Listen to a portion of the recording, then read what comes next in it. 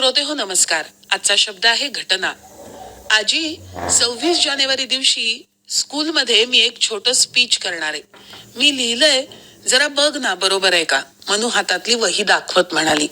अरे वा, बघू काय लिहिलंयस. असं म्हणत आजीनं मनूनं लिहिलेलं वाचलं आणि म्हणाली, मनुबाई छान लिहिलंयस हं, पण हे काय लिहिलंयस. या दिवशी आपल्या देशाची घटना घडली. हो बरोबर आहे ना, 26 जानेवारी 1950 रोजी आपल्या देशाची घटना घडली. म्हणून तर हा दिवस आपण साजरा करतो ना. बरोबर आहे ग, पण संविधान म्हणजेच घटना घडली नाही म्हणत, घटना अस्तित्वात आली असं म्हणायचं. का, इतर वेळी तर आपण कोणतीही घटना घडली असंच म्हणतो ना.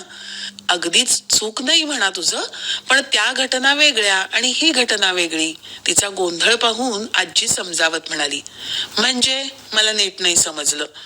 म्हणली, आपण ज्या घटनेबद्दल बोलतोय ती म्हणजेच आपला देश चालवण्यासाठी केलेले नियम, जिला संविधान असंही म्हणतात, ती 26 जानेवारी 1950 या दिवशी अंमलात आली किंवा आणली.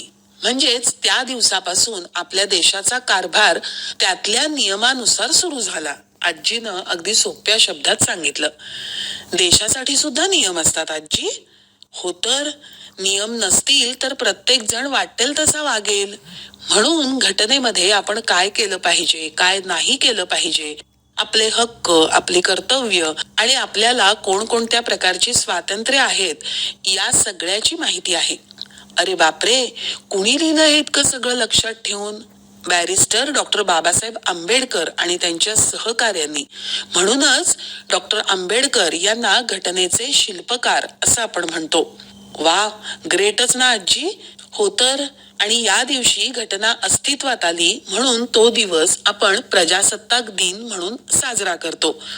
म्हणजे आजी, या दिवशी घटना अस्तित्वात येण्याची घटना घडली, बरोबर ना. बरोबर.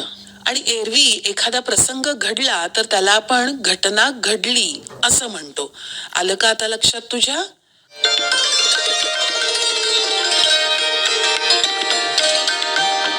गंमत शब्दांची. लेखन वर्षा चौगुले. वाचन ऐश्वर्या बेहरे.